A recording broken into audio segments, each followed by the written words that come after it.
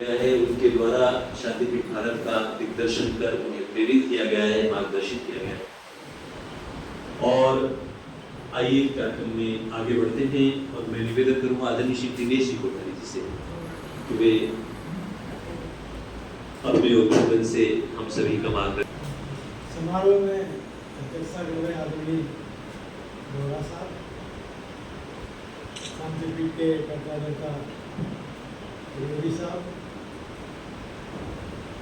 इस संस्थान की प्रधानाचार्य मैडम वाजपेयी, डॉक्टर कुमार साहब, शर्मा साहब,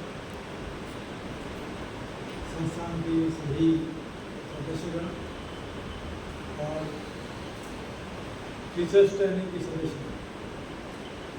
सबसे पहले तो मैं शांतिपीठ के त्रिवेदी साहब का धन्यवाद करना चाहूँगा। अंतर्राष्ट्रीय शांति दिवस के उपलक्ष्य में कार्यक्रम में था और मैडम वाजपेयी का साधुवाद है कि उन्होंने अपने टीचर्स को, अपने शिक्षकों को इस कार्यक्रम से साझा किया। आज 21 सितंबर है, विश्व शांति दिवस है और इसमें सबसे जो मौजूद सबसे महत्वपूर्ण बात यह है कि शांति को सबसे ज़्यादा अगर संबल कैसे मिलता है तो भारत से, और भारत में भी कहना चाहिए सनातन से मिलता है। सनातन का शाब्दिक अर्थ ही जो चीज़ चली आ रही है सबको समाहित करते जाओ, जिससे से कोई वेड़ नहीं, सबको साथ लेके जाओ और शांति जब भी कायम हो सकती। और अंतर्राष्ट्रीय शांति दिवस में 5 तरह की शांति का उल्लेख किया गया है। व्यक्तिगत शांति, सामाजिक शांति, संस्थागत शांति, राजनीतिक शांति और इकोलॉजिकल, एक आजकल नया चल गया पर्यावरण। और आप देखेंगे कि इतने बड़े व्यापक परिप्रेक्ष्य में सिर्फ सनातन ही है जो पेड़ पौधों और पशु पक्षियों के साथ भी शांति की कामना करता है और उनसे भी शांति बनाए रखने का प्रयास करता है। अभी आप देख रहे होंगे हमें हर स्तर पर शांति की जरूरत है। परिवार में अशांति हो रही है, समाजों में अशांति हो रही, जातियों के बीच अशांति हो रही, देश के बीच अशांति हो रही और अभी पूरी दुनिया विश्व युद्ध के कगार पर खड़ी हुई है। आप देख रहे हैं 2 बड़े युद्ध भी चल रहे हैं और बहुत छोटी बात में युद्ध शुरू हुआ। जो यूक्रेन वाला युद्ध शुरू हुआ वो एक छोटी सी बात पे हुआ कि यूक्रेन को नाटो की सदस्यता नहीं लेनी चाहिए। अगर वो उसकी सदस्यता लेगा तो हम उससे बात नहीं करेंगे और उसने सदस्यता ली और वो युद्ध शुरू हो गया और बरस हो गए। गाजा का युद्ध चल रहा है, आप देख रहे हैं। और शांति की जो सिर्फ इतना है, जयपाल साहब में बहुत बड़े विद्वान थे अस्तित्ववादी, जिन्होंने कहा था कि आपको हर तरह की स्वतंत्रता है, आप चिल्ला सकते हैं, कुछ भी खा सकते हैं, कुछ भी बोल सकते हैं, कुछ भी विचार रख सकते हैं, लेकिन उसकी एक सीमा यह है कि आपके विचारों से, आपके कृत्यों से, आपके सामने वाले के, आपके पड़ोसी की शांति विपरीत रूप से प्रभावित।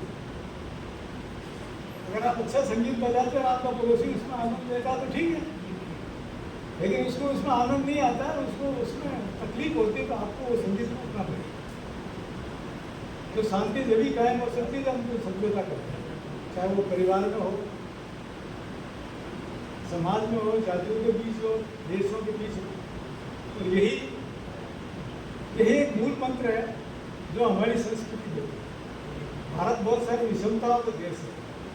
यहाँ कई तरह के लोग रहते हैं, कई जातियाँ हैं, कई समाज हैं, बहुत बड़ा है। उत्तर से लेकर दक्षिण तक कई संस्कृतियाँ यहाँ हैं। काले हैं, गोरे हैं, भूरे हैं, सब तरह के लोग हैं, लेकिन उनके बीच सारे बड़े शांति से रहते हैं। छोटी बड़ी चीज़ें सब देखिए चलती रहती है। आज हम अपने पड़ोसी देशों को देखते हैं, भारत को पड़ोसी पाकिस्तान देख लो, बांग्लादेश देख लो, जो भी देश है, चाइना देख लो, कितनी अशांति वहाँ पे है, लोगों का जीवन नरक हुआ पड़ा है। लेकिन हम इतनी विषमताओं के बीच भी रास्ता खोज रहे हैं, लोगों को रास्ता बता रहे हैं। सबसे बड़ी बात है कि भारत की इतनी सरल स्वीकृति है, कभी होते हुए युद्ध के बीच हमारा प्रधानमंत्री और लोग दोस्तों बीच गए, उनसे भागना शायद कोई हिम्मत नहीं कर सकता है। और भारत ही एक सरल स्वीकृति है जहाँ पे भारतीय लोगों को, भारतीय नेताओं को पूरे दुनिया में एक स्वीकृति है कि ये शांति के दूत हमारे लोग चाहे अमेरिका में काम कर रहे हो, चाहे गल्फ कंट्री में काम कर रहे हो, कहीं कर रहे हो, कोई उनको शंका की दृष्टि से नहीं करता। कारण क्या है? तो हमारा मूल वो है कि हम शांति प्रिय हैं। तो यही है, अभी काफ़ी रुकना है, सभी लोगों को बोलना है, समय की सीमा है।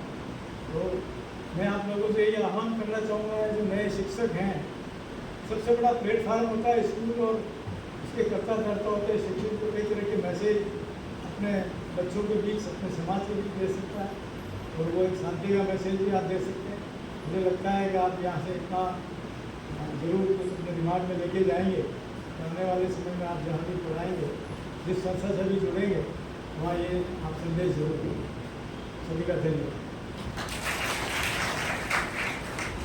बहुत बहुत धन्यवाद, आभार। निश्चित रूप से भारत शांति का दूत है।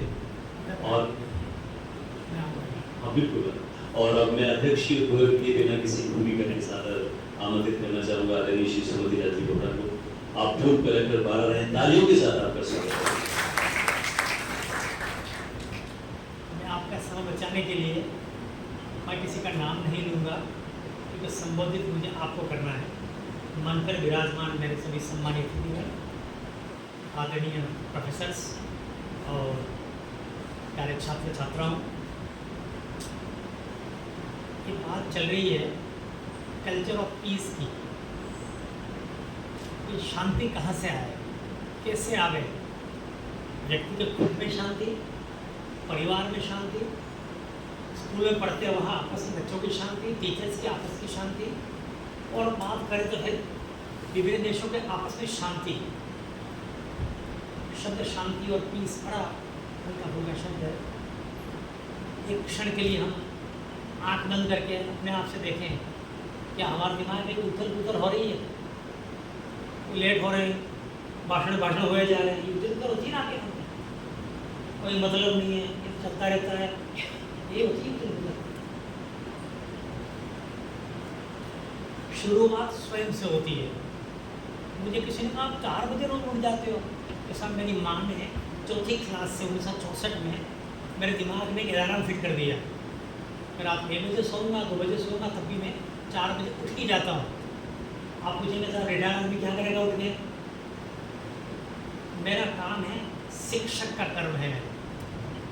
मैं प्रशासन सेवा में रहा, लेकिन मूलतः मैं विद्यार्थी रहा। मैंने STC में एडमिशन लिया, नहीं कर सका, BEd में नहीं कर सका, PhD में नहीं कर सका, लेकिन अल्टीमेटली मैंने अपना जो शौक था, अपना जो पैशन था, वो मैंने नहीं छोड़ा। आप यहाँ पर प्रोफेसर साहबान बैठे हैं और विद्यार्थी बैठे हैं जो अभी नए उन्होंने एनरोल करवाया है।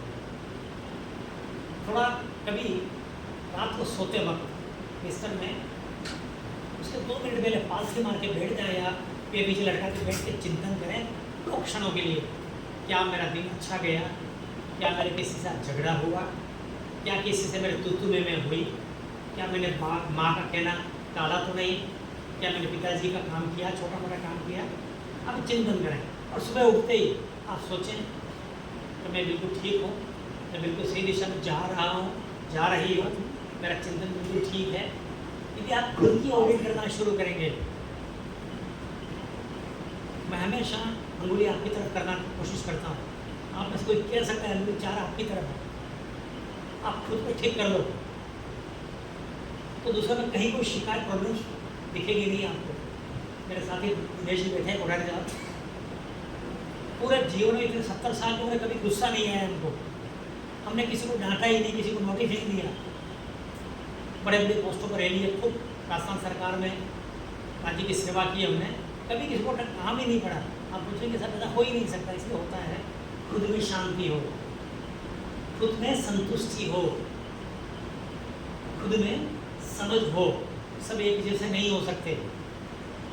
और आप जिस व्यवसाय में ये बच्चे जाने वाले हैं और जिस हम एक प्रोफेसर बन बैठे हैं, इस पृथ्वी पर मेरे लिए सबसे कठिन काम अध्यापक का है।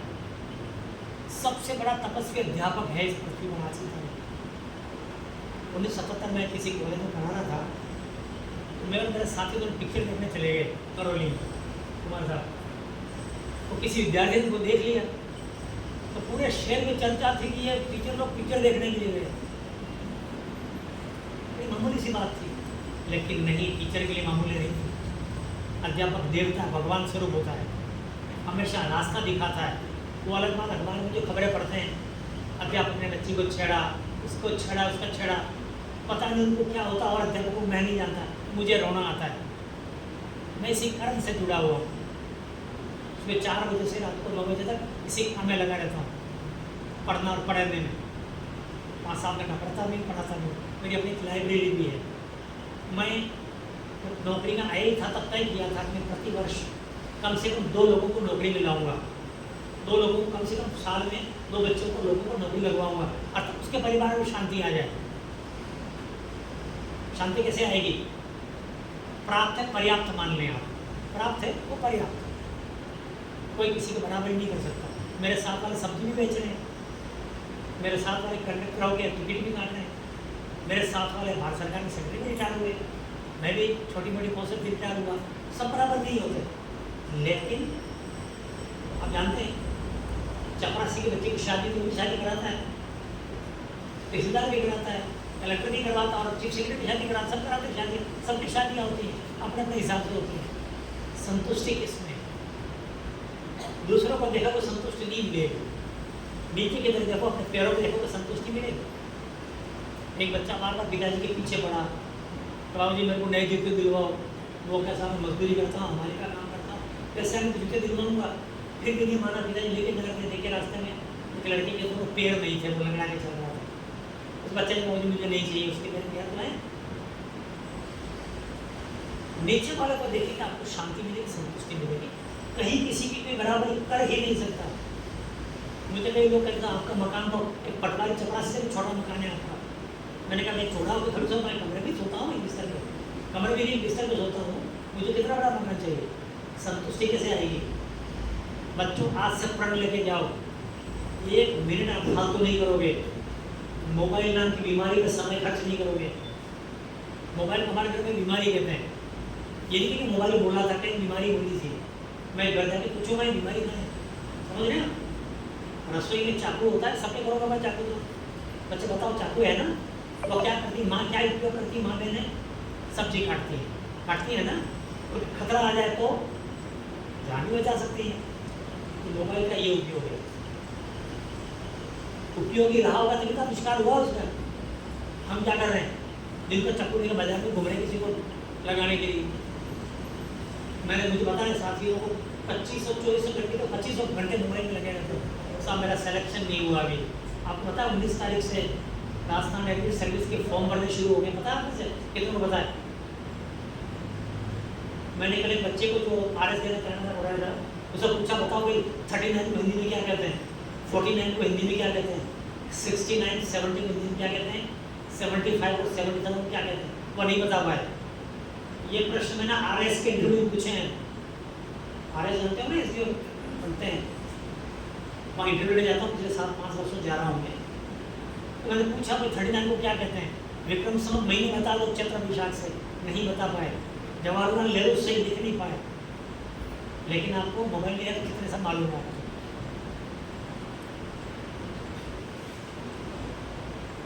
ठीक है, 1 से 100 तक गिनती बुलवाना चाहता हूँ मैं। हाथ ऊंचा करो, मैं सही बोल दूंगा, कौन करेगा? पीछे से बताओ बच्चों, सही कौन कौन देगा? गिनती पूरी 1 से 100 कौन कर देगा? मैं बुलवाऊंगा नहीं, हिम्मत करिए, हाथ ऊंचा करो। नहीं बच्चे, आप तो आदरणीय हो, मैं आदरणीय हूँ, आप हमारे बोल दोगे। तो 39 को क्या कहते बता दो, कोई एक बता देगा 39 को कितना? गलत है, 39 है वो। क्या है वो? 39 है। और 49 को क्या कहेंगे? एक बोल दो, एक हाँ बोलो, एक बोलो, 49 बोलो। कितने सहमत है? हाथ ऊंचा करो। सही है गलत है? सही है, चलो सही है, धन्यवाद आपको। और 69 को बस मेरी पूछूंगा, बात हो गई। अर्थात हमें बेसिक्स का नहीं पता। कब आएगा ये सब चीज़ें, कैसे आती हैं? नीचे शुरुआत करने से स्वयं में शांति लाओ, स्वयं में अब शांति कैसे आएगी?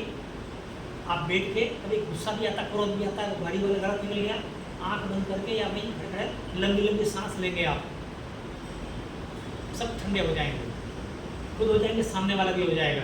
अगला माफ़ी मांगे, आपको माफ़ी मांगने की ज़रूरत नहीं होनी चाहिए। शांति कब आएगी? जब अगला माफ़ी मांगे, हमें सिर्फ गलती करनी नहीं है, अर्थात आप भला जग भला, ठीक है, do good find good.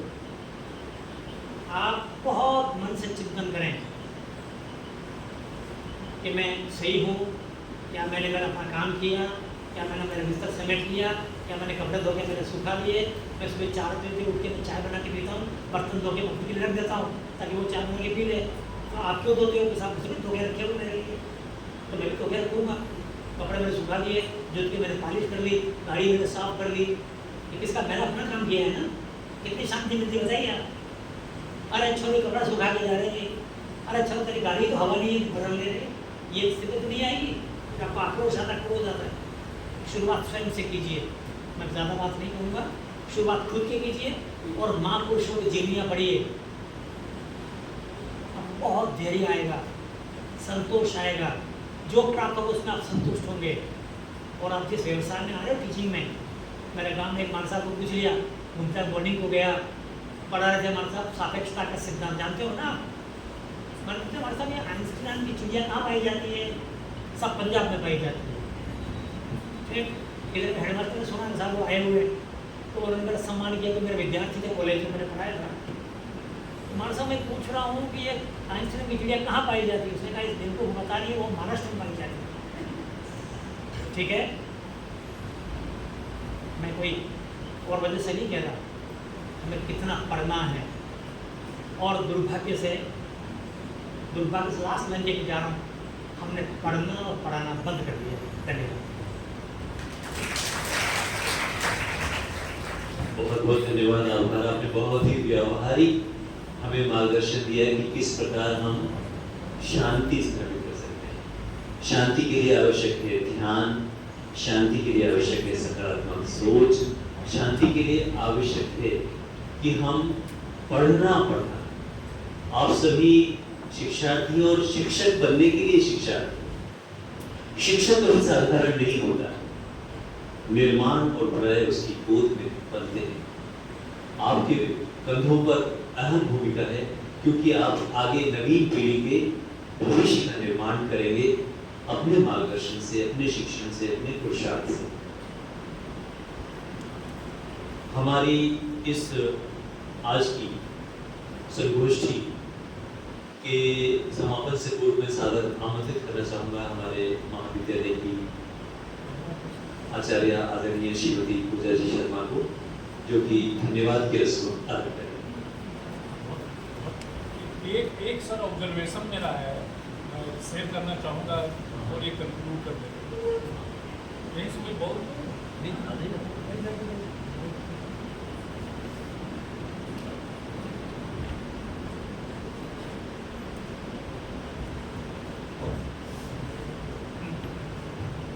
Well I learn कि यहाँ पे अधिकतर जो है टीचिंग इन टॉप कम्युनिटी से हैं, और I was not aware of that कि 100% आर फ्रॉम दिस कम्युनिटी।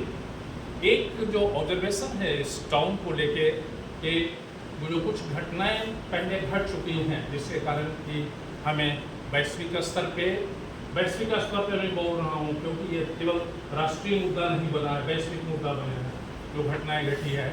इसमें हमारे सभी जो particularly teaching in town community है, दे आर इक्वली रेस्पॉन्सिबल। और पर्टिकुलरली हम टीचर्स हम ज़्यादा शर्मिंदा हैं कि हम अपने विद्यार्थियों में सही संस्कार का निर्माण नहीं कर सके। छोटे बच्चे चाकू चला देते हैं, मतलब this is a big challenge for us कि हम अपने घर में उसको बढ़िया से ट्रेन नहीं कर पाए। हम टीचर होके उसको इंस्टीट्यूशंस में उसकी ऐसी ट्रेनिंग नहीं दे सके। ठीक है, मोबाइल है, कोई दुकान खा लिया यहाँ तक तो सही है, इसको सुधारा जा सकता है, but if they are promoted या they are enhanced या they are taking such steps, तो it is a very pertinent point कि हमें as a society, as a conscious individual, as thinkers of the town and guardian, हमें इस बात पे बहुत गंभीर होकर सोचना पड़ेगा कि केवल हम अपने इंस्टीट्यूशन के नहीं बल्कि बाहर भी निकले बहुत कंसस रहें कि इस तरह की घटनाएं घट रही है, इसको डिस्करेज किया जाए।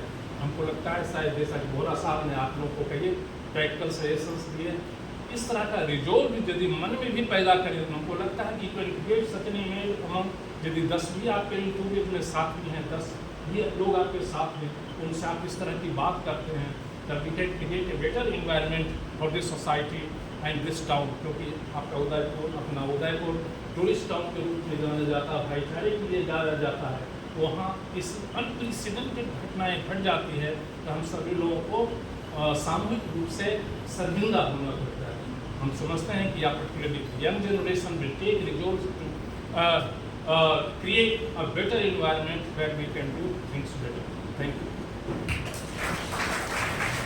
खुद जिए, औरों को जीना सिखाएं, अपनी खुशियां चलो बांटना है, तोड़ लाएं चलो सब सितारे, आओ जुगनू पकड़ लाएं सारे, इनसे हर घर में शांति का दीप जलाएं। आदरणीय श्रीमती पूजा जी।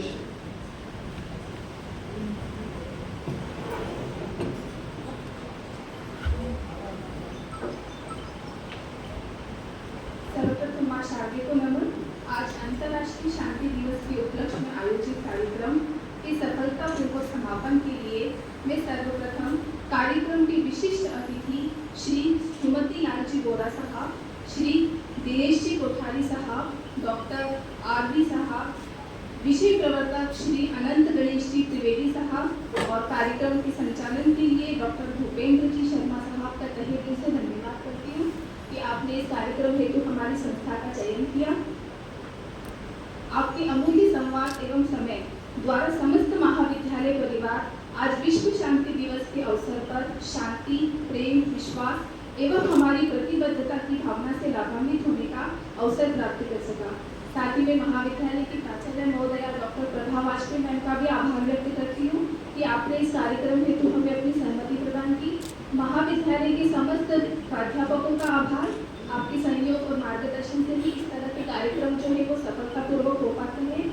और अंत में कार्यक्रम में उपस्थित सभी छात्र अध्यापिकाओं का धन्यवाद। आपने इस कार्यक्रम के दौरान पूर्ण शांति व्यवस्था और अनुशासन को बनाए रखा। एक बार सभी को कोटि धन्यवाद। धन्यवाद, आभार। आइए इस धरती को शांति स्वरूप स्वर्ग बनाएं।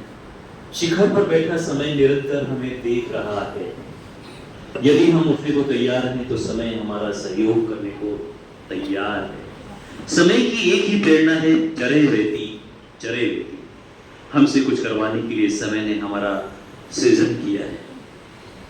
हम सभी सनातन जो शाश्वत है, शांति, अहिंसा, प्रेम, सद्भाव, बंधुत्व, उसके मार्ग पर विश्व को ले चले, स्वयं चले, अन्य को ले चले। इसी आह्वान के साथ कि शांति सद्भाव के सुमन सर्वत्र खिले, सब में अपनत्व एकत्व के इस मेले में प्यार की छत, समर्पण की दीवार हो, मानव मूल्य निर्मित हो, उत्साह के इस मेले हम सभी मिलकर कुछ देर नेत्र बंद करेंगे। शांति पाठ का हमारे वेदों का यह मंत्र है। हम केवल वसुधैव कुटुंबकम, मनुर्भव, मनुष्य बनने की जो प्रेरणा, मनुष्य यानी जो मननशील है, जो अपने जैसा अन्यों को भी मानता है, न केवल मनुष्य, पूरे प्राणियों के प्रेम और अहिंसा, दया, करुणा का भाव रखने वाला भारत सनातन धर्मी देश, उसका संदेश केवल हमारे भारतवर्ष नहीं, यह पृथ्वी लोक नहीं, द्युलोक और अंतरिक्ष लोक तक शांति की स्थापना हो, यह संदेश देने वाला शांति पाठ के इस मंत्र से हमारे आज के समापन करेंगे। ओम द्यौः शान्तिरन्तरिक्षं शान्तिः पृथिवी शान्तिरापः शान्तिरोषधयः शान्तिः वनस्पतयः शान्तिर्विश्वे देवा शान्तिर्ब्रह्म शान्ति सर्वं शान्ति शान्तिरेव शान्ति सामा शान्तिरेधि। आप सभी बोलेंगे ओम शांति से 3 बार। ओम शांति शांति शांति। सभी को नमन, सभी को सादर नमस्ते।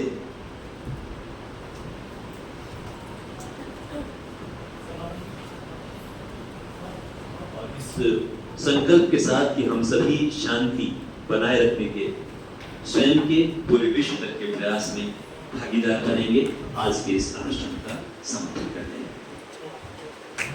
एक सभी तरह जो हमारे यहाँ की अध्यापिका महोदय हैं, आपसे जो है तो आप ही आगे बढ़ रहे हैं एक ग्रुप फोटो के लिए, जो भी हमारे फैकल्टी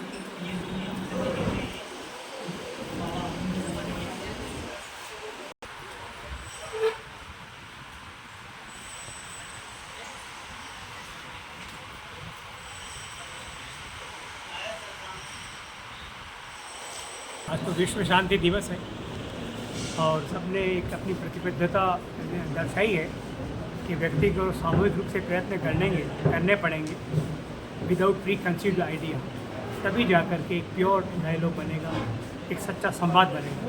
और संवाद के बगैर शांति नहीं होती।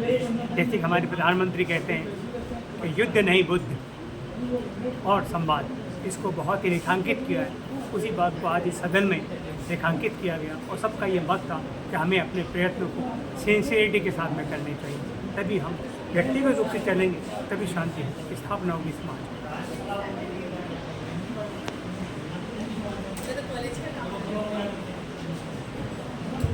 मैसेज देखिए, शांति हमेशा एक इलूसिव मतलब नहीं पकड़ में आने वाला सिद्धांत रहा। हर एक व्यक्ति जो जहाँ है वह वहाँ थोड़ा थोड़ा प्रयास सकारात्मक और रचनात्मक ढंग से करे, तो यह अपने आप में शांति के प्रयासों को मजबूत करना जैसा होगा। जैसा गांधी जी ने कहा था कि यू थिंक ग्लोबली लेकिन एक्ट लोकली। हम अंतर्राष्ट्रीय लेवल की सोच रख सकते हैं, लेकिन एक्शन हम हमेशा लोकल स्तर, स्थानीय स्तर पर ही करेंगे।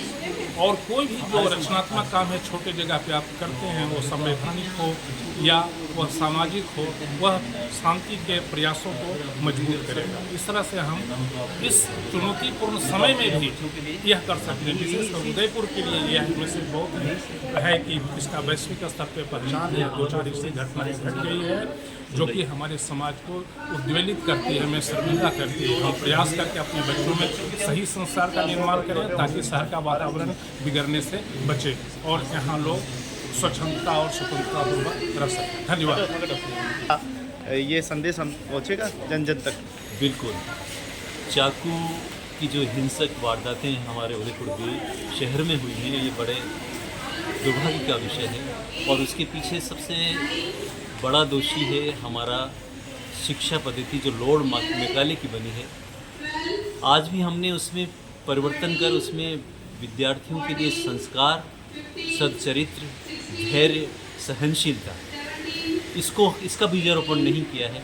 हम अपने घरों में, परिवार में, समाज में वह वातावरण विद्यार्थियों को नहीं दे पा रहे हैं जिससे कि वह सहनशील बने, धैर्यवान बने, वे सामने वाले को अपने जैसा बने।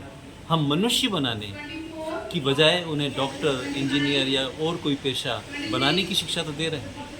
मनुष्य बनाने की, मनुष्य का अर्थ है जो मननशील हो, संवेदनशील हो, अपने जैसा ही अन्यों को समझता हो, प्रेम, सद्भाव, शांति की जिसमें भावना हो। उसके लिए आवश्यक होता है मेडिटेशन, वैदिक ध्यान, इसके लिए आवश्यक होता है हवन, उसके लिए आवश्यक होता है सकारात्मक विचारों का बीजारोपण। वह आज विद्यार्थियों में नहीं मिल पा रहा है, न घर से मिल पा रहा है, न स्कूलों में मिल पा रहा है, न समाज दे पा रहा है। इस कारण ये घटनाएँ हो रही हैं और इसके लिए आगे बढ़कर समाज के जो विशिष्ट लोग हैं, शुभचिंतक हैं, उन्हें आगे आकर एक एक स्कूल में जाकर उन्हें प्रेम, सद्भाव, सहनशीलता का पाठ सिखाना चाहिए, अहिंसा का पाठ सिखाना चाहिए। हम भारत हमेशा अग्रणी रहा है शांति के मामले में, चाहे हमारे राजा महाराजा, उन्होंने सबसे पहले प्रयत्न किया है कि शांति हो, फिर इंसानियत जिंदी रहे, फिर हो। लेकिन आज छोटे छोटे देश भी बम चाहिए, उनको भी बड़ा बड़ा बम चाहिए कि हम बड़े बड़े देश पे हमला कर सकें। यानी छोटे देश भी बड़े को आग दिखा रहे। अब ऐसे भी शांति कहाँ से? बिल्कुल, इसका जो मूल कारण है वो ये है कि हम जो मानव जो है वो एक दूसरे का एक प्रतिस्पर्धी अपने आप को समझ रहे हैं। हम एक दूसरे को अपना भाई नहीं समझ रहे हैं। हम समर्पण, त्याग का भाव न रखकर अहंकार का भाव रखते हैं, स्वामित्व का, ऑनरशिप, प्रभुत्व का। हम डोमिनेट होना चाहते हैं, हम दूसरे को दबाकर हावी होना चाहते हैं, एक जैसा नहीं समझ पा रहे हैं। इस कारण इस प्रतिस्पर्धा होड़ की इस जो अंधा दौड़ है उसके कारण ये छोटे छोटे देश भी आज बारूद के ढेर पर खड़े हैं, विनाशकारी विध्वंस की हालातों में जूझ रहे हैं और ये बढ़ ही रहा है। तो इसके लिए हमारे जो भारत की सनातन धर्म का संदेश है, प्रेम, शांति, सौहार्द, अहिंसा, वह जन जन तक पहुंचाना। अभी पूरे देश में हिंदी पखवाड़ा चल रहा है और विश्व की सबसे बड़ी दूसरी भाषा हिंदी कही जाती है। आज हम अपने हिंदी की कदर नहीं करते। आज हम अपने हिंदी सुप्रीम कोर्ट जैसे और हाई कोर्ट जैसे न्यायालय में भी हिंदी नहीं है। क्या हम कह सकते हैं कि हम इस देश में शांति की बात कर सकते हैं? बिल्कुल, इसके लिए जो अंग्रेज़ों के ज़माने के बने हुए कानून हैं उन्हें बदलना होगा। ये जो अभी कोर्ट की जो लैंग्वेज है कि इंग्लिश को ही मान्यता देते हैं, इवन हिंदी को नहीं देते हैं, तो ये इसके पीछे कारण क्या है कि हमने जो अंग्रेज़ों के समय जो चले आ रहे हैं कानून हैं उनमें तब्दीली नहीं की। उन्हें बदलकर हम पूरे देश में आर्य भाषा है हिंदी, जिस भाषा से ही हमने स्वतंत्रता का युद्ध लड़ा था उसे लड़ सकते हैं। पूरे देश को एकता के सूत्र में बांधने की भाषा है हिंदी। और हिंदी जो कि एक संस्कृति का परिचायक होती है, जीवा होती है किसी देश की, उसे हम पूरे विश्व के पटल पर स्थापित करने के लिए प्रयास करें तो निश्चित रूप से। और स्वयं हमारे देश में 5 तरह की शिक्षा पद्धतियाँ चल रही हैं।